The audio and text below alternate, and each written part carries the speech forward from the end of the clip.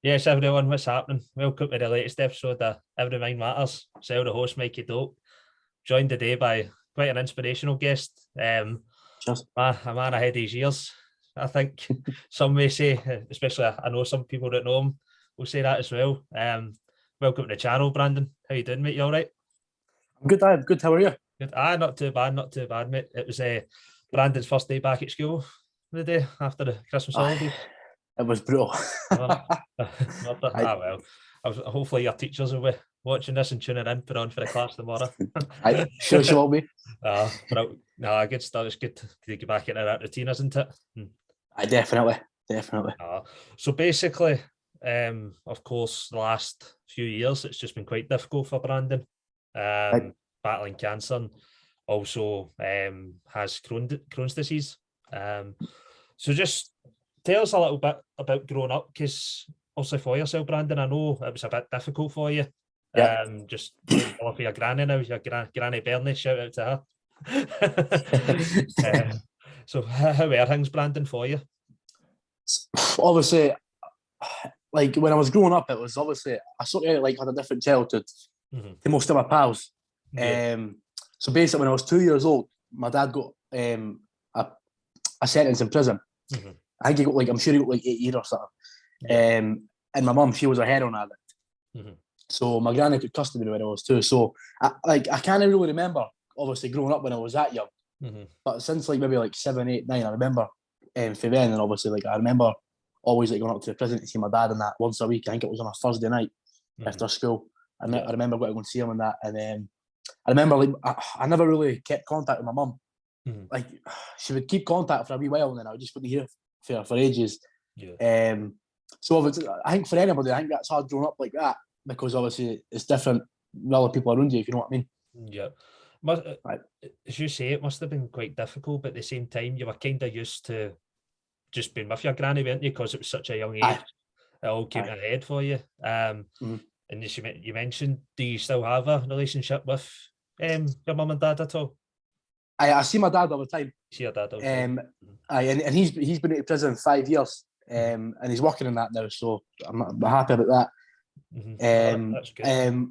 I definitely, and I've no really spoke to my mum. I think the last time I spoke to her was maybe February last year. And my uncle Danny, her brother, he died. So I got in touch with her just to obviously talk to her about it and that. And I spoke to her for a while, but she was asking me can I go to go and see her and that. But I feel like for now I'm not ready yet to go and do that. And eventually that time will come, but I'm just not ready for now. But that's the last time I spoke to her, last February.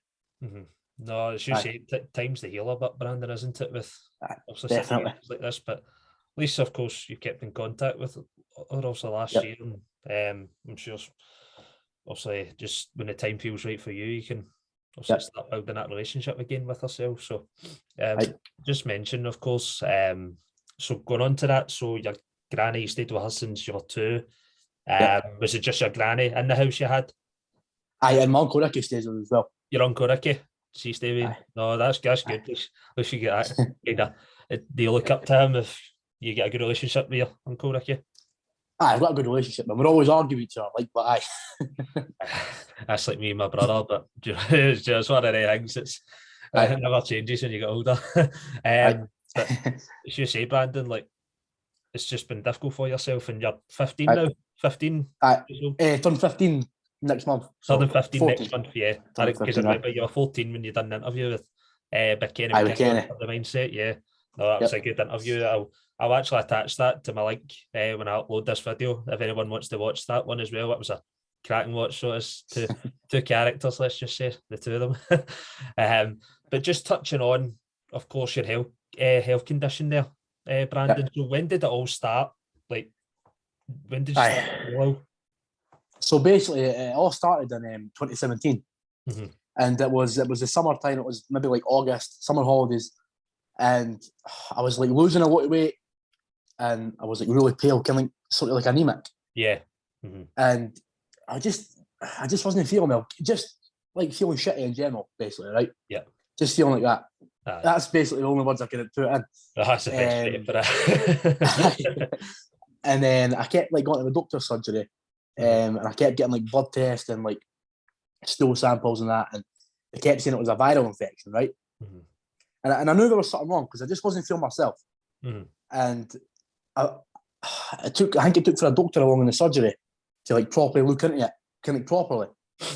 And I got another stool sample, and when I got the results, I got referred to like the sick kids in Edinburgh, to the GI team, which is like for Crohn's and all, but like the gut and the stomach and that.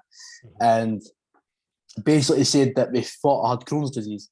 And to be honest, I didn't even have a clue what it was back then. So I didn't get me wrong, I was quite emotional about it. Yeah. So basically, to make sure, to properly diagnose me, I had to get a colonoscopy and endoscopy, which is when they put the cameras down the throat and up the back end. And I got blood tests and stool samples, all that. And then I remember that night, because it was after my colonoscopy. Yeah. Peter Gullett, the doctor, he pulled me in the room. My dad was there and my granny was there. And he showed me, he had the footage of my gut. And he showed me them. And he diagnosed me with Crohn's there and then. But see, when he was showing me the footage, I was like really emotional. Yeah. I've never felt emotional like that. I don't know what it was. It's just because I was like seeing like inside of my body. I don't know. It just hit me. And I was thinking to myself, like, oh my God, like what's wrong with me, basically. So I went home that night and sort of took it on. And then after that, I just sort of like, we made a plan,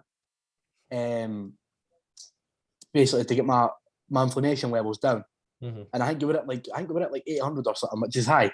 Yeah. And then over 50 is high. Is it? So aye. So anything over 50 means it's inflamed. So I think we were at like 700-800. And the plan was just to go on some tablets to try and reduce the inflammation.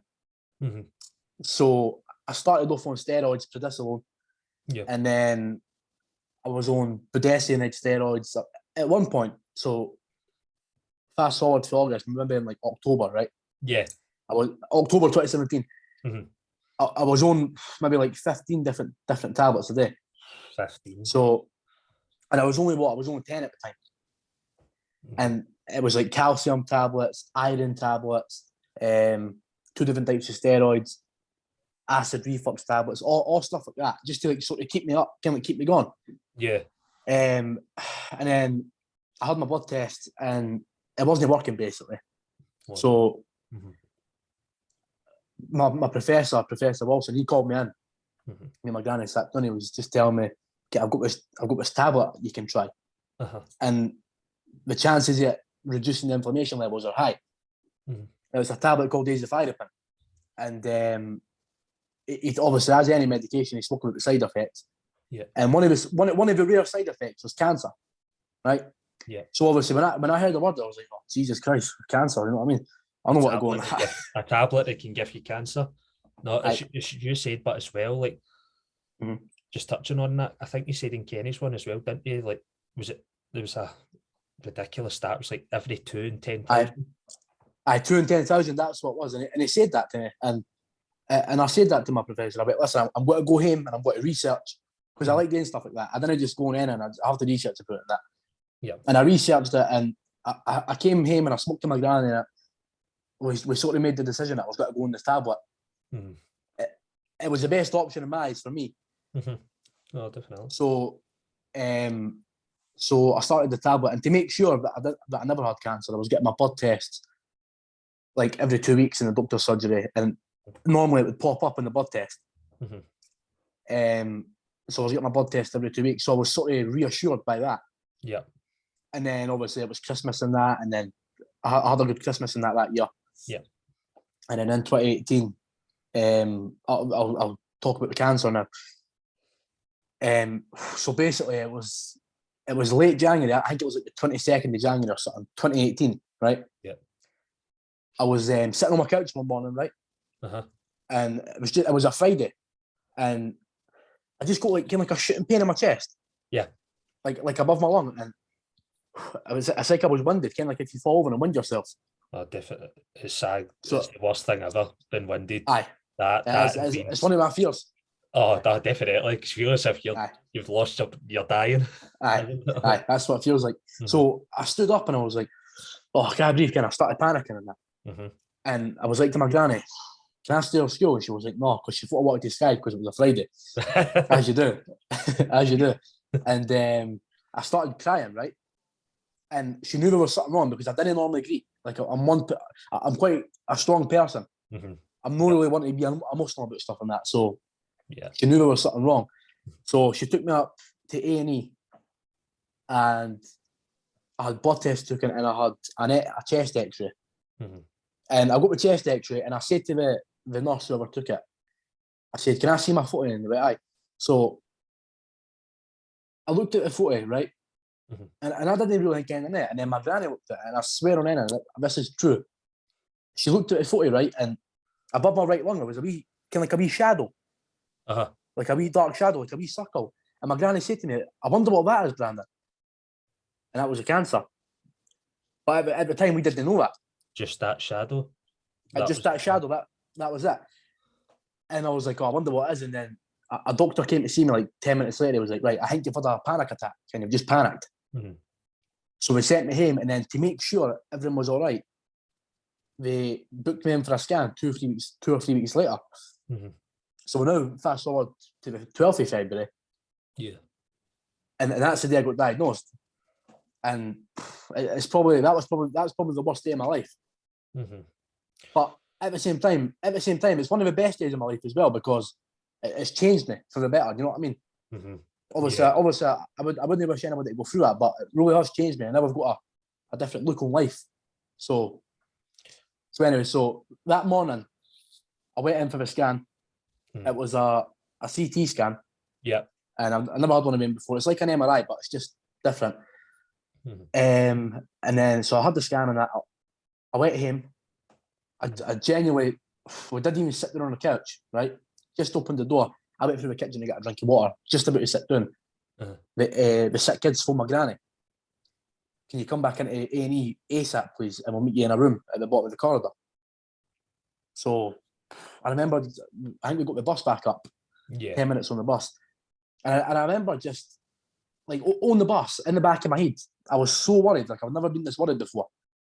And, like, I sort of, like, I always knew I was like, I've got to be all right. It can't be anything serious. But then at the same time, I knew it wasn't anything to do with the Crohn's because it was a chest CT. And that's not to do with your stomach. So I was scared. And then we got to A&E. We spoke to the receptionist. And then she walked us to a room at the bottom of the corridor, right? And we just sat in this room. There were 2 seats in it. And I've never felt like this in my whole life. I was shaking, right? And I was all sweaty and that. I was so like, it's like I took up your panic attack. And I'm not a nervous person. I never ever get nervous. But my emotions were high that day. So we sat down, and then 10 minutes later, me and my granny, to be honest, I didn't know who to speak to her because she sort of knew it was going to be bad news. You know what I mean? It's one of them. And what was that journey like from getting back in the house to get then a few minutes later, not even sitting down, getting on the bus? What was, were you and your granny speaking about the possibilities of what this could be, getting called in? Or was it just like, did you just feel as you knew what was coming, kind of? To be honest, I didn't know who to speak to her because I knew it was going to be bad. But she said that she was like, it's a cancer. And I was like, don't be silly. Stop talking like that. So anyway, we sat down in the room. 10 minutes later, these 2 doctors came in. And Ken, when you just know badass doctors. You just you know yourself. They'll just see so they came in. And didn't get me wrong, they were lovely. Leslie Simpson is my consultant, my oncologist. She's American. And I forgot the other doctor's name. And they came in, they obviously introduced themselves, said their names, they sat down. And then, see the way Leslie explained it, I don't know, I just love her for it because she's done it so well. She didn't always scare me. So basically what she done, right, she got a bit of paper, right? And she started drawing she drew like a wee stick man, and like she started drawing all these wee circles and that, right? And she started talking about cells and like your DNA in your body and how it attacks each other. and all stuff like that. And my mind was fried. I didn't care what was going on. I didn't really know what she was on about. Yeah. And then she started breaking it down into small pieces. And by this time, I was nearly in tears. I was just waiting for it to come out of my mouth. I was shaking. And then she said, "Do you have any idea what it could be? Can you have a guess?" And my granny just said to her, "Is it cancer?" And she just sort of like nodded her head. And like she never actually said the words, but she just nodded. And I just busted laughing. No busted laughing, busted greeting, sorry. I was just waiting to hear their words. So I was like prepared for it, but at the same time, I wasn't actually expected to hear their words at the same time. You know what I mean? No. So when I heard their words, it was hard. And I just took it. I took it really bad, and I just busted greeting, and my granny was crying as well. Because the first thing that came to my head was my granny's mum, my great granny. She died of cancer. And so did her dad, and so did her sister. So that's the first thing that came to my head. I'm going to die. That's definitely the first thing that came to my head. Yeah. And for about 20 minutes, I just sat there, gritting my eyes out. I couldn't believe what I just heard. And we sort of pulled ourselves together. Well, I did. My granny never. And Leslie was like, "Right, come back in tomorrow and we'll get scans and that. We'll properly diagnose you, basically. And we'll talk about treatment and that." So I went up to my auntie Lisa's. My granny's best pal, but she's like family.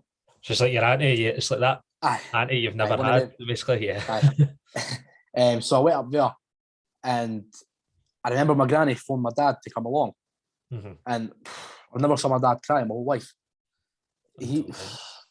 Until then, it was just a horrible day. I didn't remember everything that happened and everything that was said, but that's a day that will stick with me for the rest of my life, 110%. And then I sort of came home and told all my family. It was just horrible to see everybody like that. Just everybody was emotional on that. It was just horrible. It was just horrible. And so the next day after that, I went back to the hospital and I got scans done. I had to get loads of scans done to properly diagnose it. So I had like X-rays, CT scans, MRIs, ultrasounds. I had to go to Aberdeen for a PET scan. Aberdeen, and basically that was like the last scan to confirm what staging that the cancer was. And then I went back in like 2 weeks later, and I was diagnosed with stage 2 Hodgkin's lymphoma. And then basically it was just sort of like speaking about treatment and that, and chemotherapy. Obviously, I think I had 4 cycles of chemotherapy in total, and probably like I think I had like 5 or 6 different actual types of chemotherapy. And basically it was like 5 days on, 5 days off, 5 days on, 5 days off. So I started my treatment in that a few days after that PET scan in Aberdeen, and then that was it. So and obviously it was hard going through the treatment and that. It was definitely like the chemotherapy certainly takes it out of you. No. It just destroys your whole body. I can't imagine, mate, honestly. Just even listening to that is it's surreal, like for you at 10 years of age to go through that alone, and how much you've took it in your stride, and Granny Bernie and the rest of your family must be so proud of you for keeping and just even speaking about this, mate. Like I can see you're clearly years ahead of yourself. Like definitely talking about it, just the confidence, like talking about it. Because if I was 15 years of age and speaking about it, I wouldn't know how to explain it. And just it's a big credit as well to your doctors and the nurses. Definitely. I actually seen the video the other day you put on Twitter. The one of ringing the bell, one of the best videos ever. Like probably it's just videos like that. I just seen videos like that, and it just shows you how far you've came, mate. And that's been so good back to like, so that was 3 years ago. Was it you were in? How long did day cycles take? So I think the whole process. So February, I think it was like 5 or 6 months. It was quite quick. Yeah. Because I got put in remission in July 2018, so 5 or 6 months. But talking about the cancer and that, I don't know, I like talking about it because I think it's important for people to hear stuff like this and to hear it feel like somebody my age's point of view, you know what I mean? Oh, no, definitely. I think it's important. And I like sharing my story because a lot of people have said that it's inspired them. So if I've inspired some people, I'm sure I can inspire more people, you know what I mean? No, definitely. And how did you live? Did you live like any sort of differently? And how did people like treat you? Did you still have the same friends all the way through? They came and saw you when you were ill and through that process? I had the same pals in that, and like some people did like treat me different a wee bit. And to be honest, I didn't like that. At the end of the day, you're still the same person. You've just got something wrong with you and kind of, I'm going to get through it eventually. No, definitely. Some people are like kind of like too, I need to kind of word this. No, like too petty, but kind of like too kind. You just feel as if it wasn't like, you feel as if they were trying to treat you different, yeah. I wasn't a big fan of that, but at the end of the day, people are just trying to be nice, you know what I mean? So no, definitely. I just feel as if in that sense, but it makes you feel a bit like, why would I not like this with myself before the treatment? It's like it's just not fair in you. It's not fair in anyone else either. But it's good you've had the same friends all the way through. Definitely. That's been good. And as I say, you've been recovering, you've been back to full strength since then. So when was it the remission? When was it you started going into remission for it? So it was July 2018. July 2018, yeah. And about 2 weeks before it, my consultant basically said to me, she was like, listen, you're basically in remission. And by this time, I was all like, chemotherapy, my whole head was bald. It was like full on proper bald. And it came what I'm going to say, right? And see when you're going through the chemotherapy, your body basically starts deteriorating. Yeah. That is basically what happens. It's horrible to say, but that actually is what happens. Like, it's just horrible. It just makes you look ill. So this was like 2 weeks before, and she was like, you're basically in remission. We just need to get the scans in first, confirm it. And then 2 weeks later, so this is the 13th of July, 2018, me and my granny go in the ward, and my consultant Leslie, she pulls me in a wee room. But like everybody's smiling and that. They always smile, but I just knew there was something going on, right? Yeah. So she pulls me in the wee room, and she was on holiday like a few weeks before it, right? Yeah. And she had brought me this book back for Texas. She's from Texas, I think, in America. And the book's called I Knew You Could, right? I tell you what, I dare read books, but I tell you what, this book, class. And it's about a train that's gone on a big, massive, long journey, but it's got loads of bumps and stops in the way, but it never gives up, right? I'll keep this book forever. Always keep this book. And she wrote a wee message inside it, and she like read the first few pages. By this time, my granny was in bits. She was already greeting. I'd be the same, Brandon. Honestly, mate, I'd be. But I wasn't greeting yet. And so we walked up the room, and she was like, "Right, Brandon, I've got something to tell you. You're in remission. It's time to ring the bell." And the whole ward was standing there, even like the patients and that, and the consultants, the doctors, they were all standing like in the corner. And I just remember walking up to the bell, and before I rang it, I was sitting thinking to myself in the back of my head, all the long days in hospital, all the chemotherapies, all the hard days, this is all worth it in the end, and this is it. I rang the bell as hard as I could. It's the best thing I've ever done in my whole life. No. What I feel. It must be just something that's you should be proud of, mate. Like you've came a long way, but at the same time, that must be one of the most satisfying feelings ever. Just ringing that bell and see everyone been around you and all. You probably just looked around and thought, Jesus, these people saved my life. Aye, that's it. And I mean, my full respect goes to every single person in that ward. Yeah. Even the other patients who are going through the same as me, because it's them who keep you going as well. Definitely. Because again, you're always speaking to them, and like the doctors and the nurses, I honestly take my hat off to them. The best people in the world. Yeah, they're real superheroes. The NHS, especially my consultant Leslie. I love her to bits. Yeah, I hope she's watching this, mate, Leslie. I hope she is watching this, because just say thanks, Leslie, for everything you've done for this young man and the other doctors as well that helped him.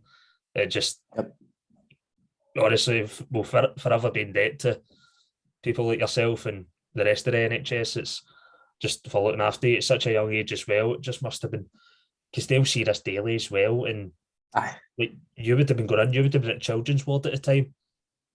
You often you'd have been going in seeing like younger, obviously folk even younger than yourself at the time. Like that must be difficult for you as well. Of course, you're going through that, but see, like for your family to see that as well, like it's just honestly. I know. I couldn't imagine like what my granny and that went through. Ken, what we were thinking. Yeah, she must have been so scared.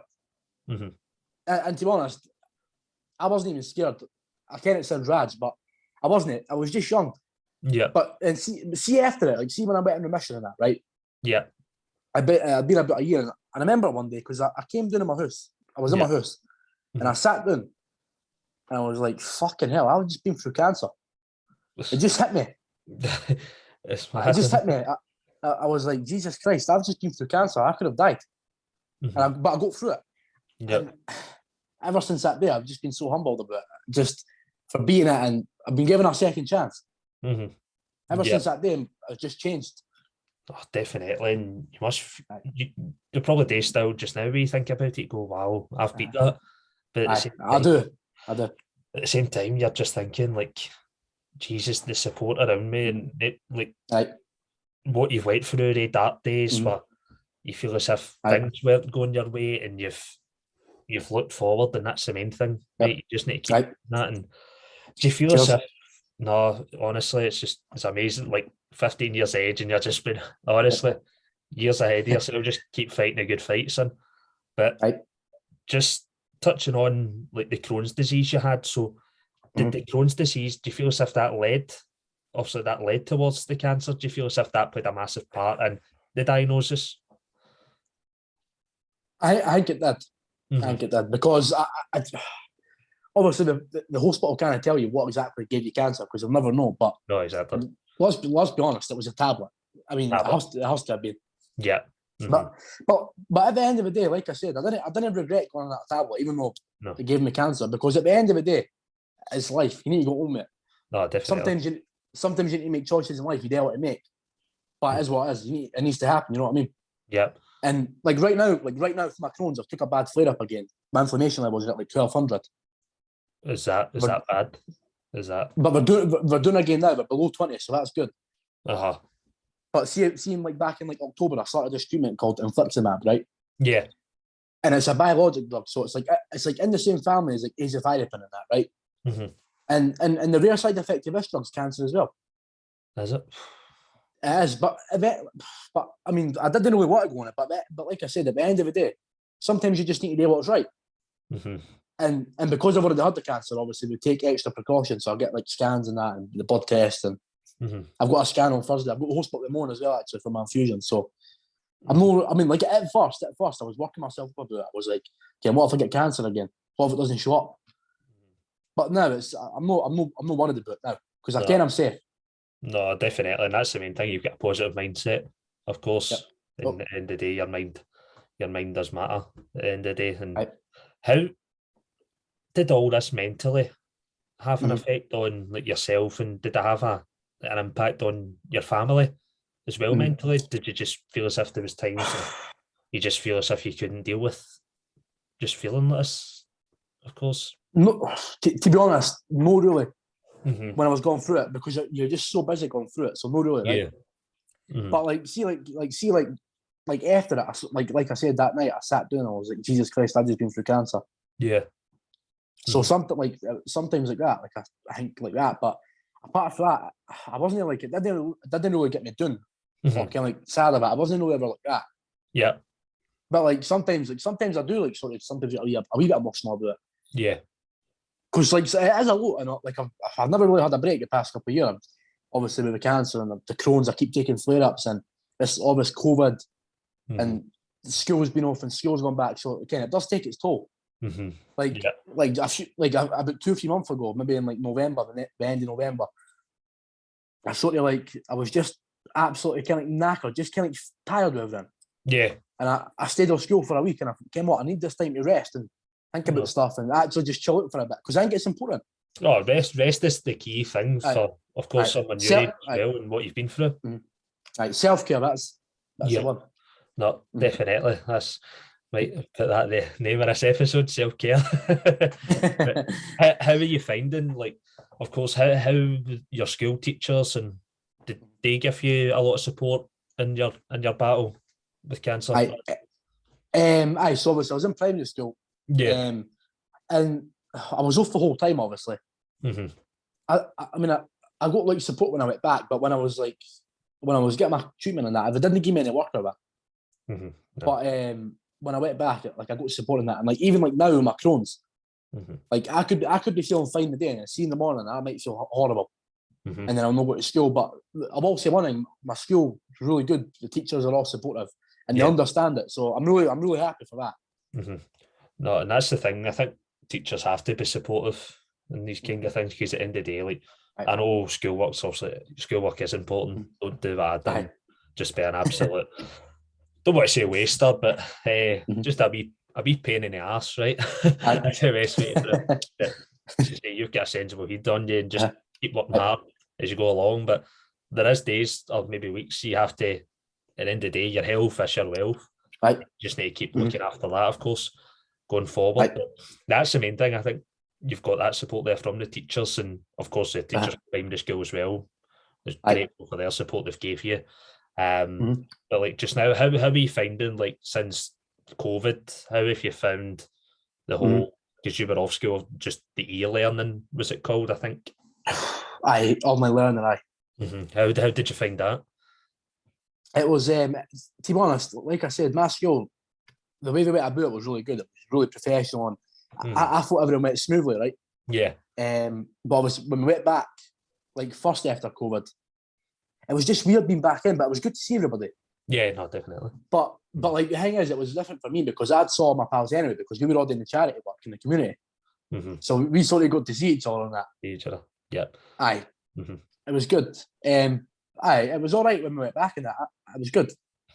No, that's good as well. You've got that interaction. I think things like this, like Zoom, of course, and like social media helps as well. And of course, so touching on, as I say, you mentioned there your what you're doing outside of school as well. Was it, are you doing a lot of work for the council? Is that correct? I protesting for funding in that. Protesting for funding. Could you just touch on that, if that's all right, Brandon? Just what that's about and what you do. So basically, I didn't really do it anymore, but I did do it last year and the year before. So basically, just before COVID. So basically, I'll start off. So see the area I live in, right? Yeah.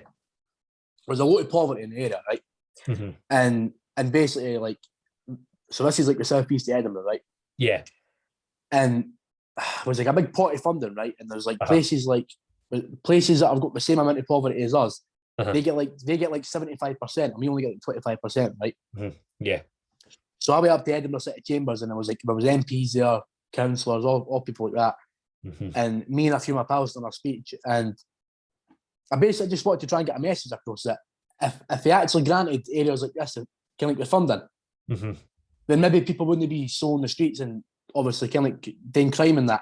Yeah, like using because like banks and things like that. And if a community centres actually had the funding and the resources to get people off the streets, and it would be, I think it would make a difference. But I got rejected anyway. Usual for the government accounts. I know, as I say, politics might be for another day. Of course, definitely. I just find politics the biggest pile of shit out. The best way. It's just it's not my cup of tea. Just stick to the football and hanging about with your pals. That's the best thing to do. But and then we got on a lockdown, and basically like there was loads of like aldermen in that area. So Good Trees, which is like the community centre, but it's also a charity. Yeah. So basically, me and like a few of my pals, we all started helping, and by the time like maybe like May 2020 during the first lockdown, like every one of my pals, we were all helping. It was like I never went every day, but we used to go, and it's like some of my pals done it every day. I done it some days, and we would go and we would deliver like 500 pack lunches every morning.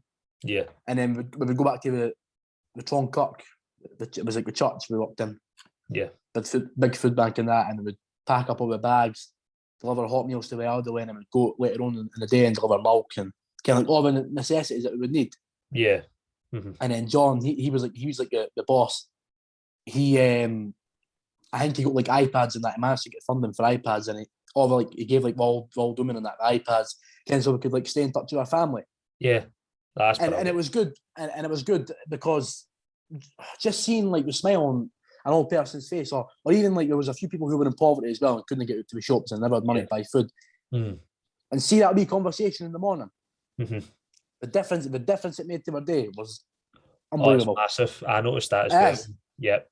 As you say, I noticed that during lockdown. So I worked for the cooperative during lockdown. So there was just a lot of people that were coming in, like elderly folk, and we're the only ones they maybe talk to throughout this whole pandemic, because it's not fair on them as well. They've not get like you're talking to your granny, for example. If you never stayed with your granny, like it must have been hard, like phoning, of course, and going, "Oh, I can't see you because of this COVID." I feel they're the ones I feel sorry for the most. Like, you just want to wrap them up in a ball and cotton wool and just honestly, it must be difficult, but that's amazing what you and your friends done. Was there a big group of you that done it?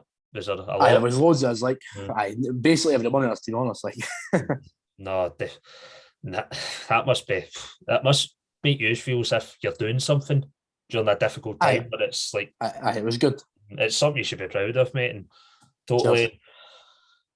Also, how have you found since you've been diagnosed with illness? Has there been days like you've not been feeling great at all? And you mentioned the Crohn's, so is the Crohn's you still get treatment regularly for the?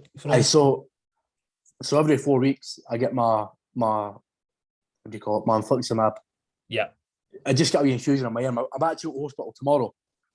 Yeah, I mean, just to get that. But with some days of the Crohn's, I just, to be honest, the perfect way to put it is I just feel like shit.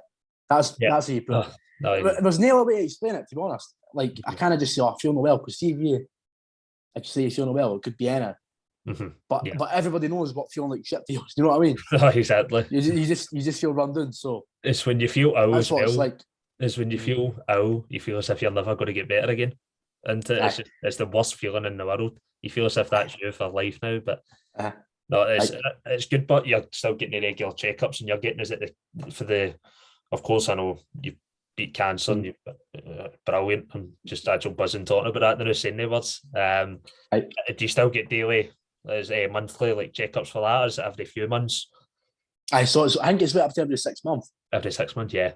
I got it might be every year this year because it's nearly 5 years, so it's 4 years this year. So that's good then, but that's good, isn't it? Like, of course you're getting, and long may it continue, hopefully. But so since lockdown,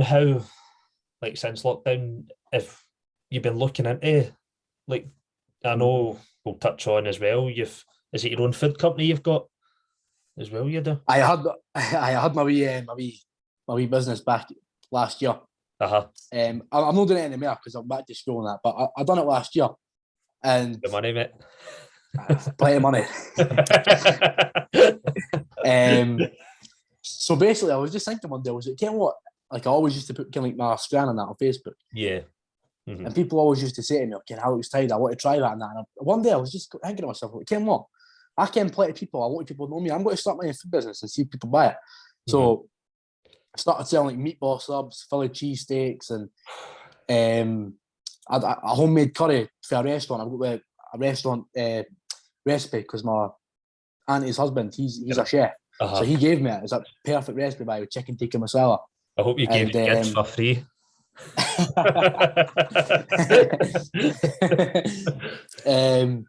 So I done that. I think I done it for like a month or so. I only done it for like a month.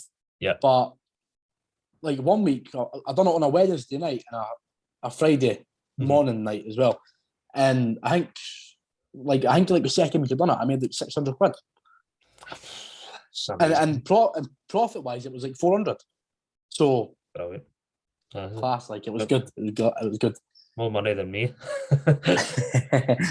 But no, that's good. You found something. Do you feel as if that's maybe going to be a wee calling later on down life? Like, what do you feel as if you want to do? Do you feel as if you want to go down that career path? Really?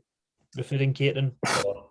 To be honest, I didn't want to be a chef because it wasn't that, and I just didn't think it was worth even working for that. Yeah, it's too much. But I mean, I could maybe have my own business, and there was a lot of work in that as well. But hard work pays off. I don't know what I want to do, to be honest. Like, and one thing I want to do as well is obviously share my story with people. Yeah. I don't want to be an influencer, but like I want to do like wee private events and that and all stuff like that. That's what I want to do, hopefully. No, that'll be good. And just raising money. Was there certain things you want to raise money for, or is it just? Definitely. So like cancer charities for the young people, and then like Crohn's disease research for young people as well. Yeah. So we can find it earlier in young people and that stuff like that. No, definitely that's good. But that's good. You've got goals and ambitions to look forward to. Don't put all your eggs in the one basket. Is all I would say. Just the old cliche answer you gave when I was your age, a couple of years ago, I just want to play football. Just want to be a footballer. It's not just going to come like that, I don't know. But touching on, I was looking into your previous couple of podcasts and you mentioned about a book.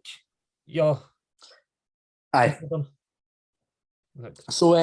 not looked at it in a while, my book, just because I've been a while with my Crohn's. I just know at the time I can't be bored. But I've wrote 6,000 words. 6,000 words. It's all right by now. But books are thousands of words. And basically I just want to like write a book and just share share my story properly. Yeah. Like it's no bad talking in the podcast and that. You can maybe do like an hour of talking and then that's that. No, definitely. But with a book, I want to go into detail because people always say to me, Ken, I want to hear your story, right? Yeah. And there's people who know me who know the story. Yeah. And there's people who know me who know some of the story, and there's people who know me who only can like tiny wee bits and bobs of the story. Yeah. Who only know that I have cancer and Crohn's. Yeah. But I want to write this book and I want to go right into detail about my feelings and how I pull through. How you felt during the process, yeah.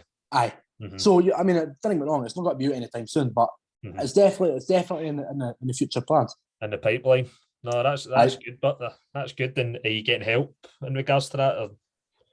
I spoke to a few people who are who have wrote books. Paul Bogey, I bet on his podcast as well.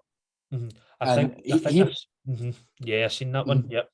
And he wrote his own book, and I spoke to him, and I spoke to a few other people as well. So it's definitely in the plans, like 110%. No, definitely. And as I say, it's just good you've got these things, and it gives you something to work towards. Like, because at your age, it's quite difficult, Brandon. I mean, you're in third year, is it just now? Third year, so you're going into that kind of like exam season. You're a couple of years from leaving school. Like, it's a difficult age when you get there. Like, you're kind of like, Jesus, I've no, like a lot of people. I was like, I didn't know what I wanted to do. I mean, I went to college. I did for a year, and just because I feel as if I didn't know what to do, I left. That's where all my problems started. I feel as if because I was unemployed, and then luckily one of my best pals, he gave me the platform to work in the co-op, and then if it wasn't for working in the co-op, I wouldn't be where I'm now in my current job. And that's good. You've got these wee things to work towards, and just keep asking for advice off of people. And I'm sure like guys like Kenny and the other what was the other podcast you were on? What was that called again? No, it was Paul Bogey's podcast. I forgot what it's called, but Paul Bogey, Paul Bogey. Pick your bogies. No, but it's just brilliant. Like, you're in the mission now, and so do you feel as if you can look forward now, like, and you just don't look back at all, which is the main thing. And of course, medication. See, the medication, it could take months, years, weeks. At the end of the day, as long as it keeps you fit and healthy, Brandon, that's all that matters. That's all that matters, and it's something quite good you're doing. As I said, with the charity work you're doing as well, it's something you should be proud of and going forward on it. But as I say, thanks very much for sharing your story. I appreciate it. Well, thank you very much for having me on. No, I appreciate it. I can't wait to read your book when it comes out. And as I say, if anyone's going through a similar experience just now to Brandon, I'm sure Brandon would be happy to get in contact with yourself. just give you best advice possible and how you deal with it going forward. And I'll actually put a link to Brandon's podcast from his previous with Big Kenny and Bob Bogus. I'll put that on as well, of course, and just appreciate you coming on again, mate. Cheers. Very much. Cheers. That's the latest episode. Thanks for having me on. No, it's pleasure's mine, and I'm surprised I didn't greet during that at all, because it was quite hard hitting. But honestly, just be proud of yourself. Son, cheers. Keep fighting a good fight. Honestly, and you're not alone in this battle at all. If days do get tough for yourself, you know you can contact myself or anyone else following the page. I'm sure I'll be happy to help you. But no, I appreciate it again for coming on, Brandon. Cheers. Thank you very much. Thank you. So that's the latest episode, everyone. Every Mind Matters. Thanks very much for watching. Hope you enjoyed it. Any feedback's much appreciated. I feel as if I can do anything better. The more feedback, the better. But no, thanks very much again, Brandon. Cheers. Thanks very much. Cheers. Thanks very much. Thanks very much, guys. Cheers.